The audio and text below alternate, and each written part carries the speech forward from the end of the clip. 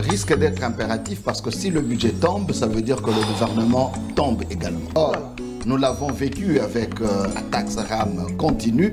Elle n'est pas dans le budget 2023, mais on va continuer à percevoir. Et jusque quand, nous ne savons. Parce qu'en fait, la diminution des émoluments du député lui-même ne résoudra en rien le problème. Alors, nous avons l'impression qu'apparemment le président de la République lui-même ne maîtrise pas totalement sa vision. C'est plutôt Jean-Marc Abound qui en maîtrise la vision. Il intervient le premier. Mais aujourd'hui, le cabinet du président de la République se substitue carrément au gouvernement. La présidence de la République gère aussi bien le législatif, le judiciaire que l'exécutif. Est-ce qu'on peut dire que les recettes ont été multipliées alors que les prix des denrées de première nécessité ne diminuent pas? Il ne faut que augmenter tous les jours. N'oubliez pas qu'il y a quelque temps, le président de la République a signé toute une série d'accords avec tous les minerais qui doivent traverser sur le Rwanda, dont on ne connaît pas les tenants et les jusqu'à aujourd'hui, Félix. En tout cas, nous n'avons pas... Vous n'avez jamais lu ce... On nous a jamais amené ça au niveau de l'Assemblée nationale. C'est là que nous pensons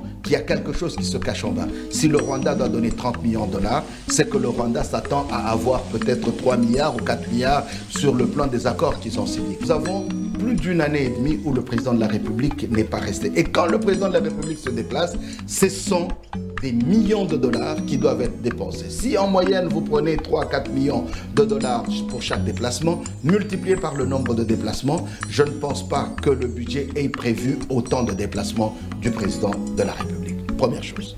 Deuxième chose, ce sont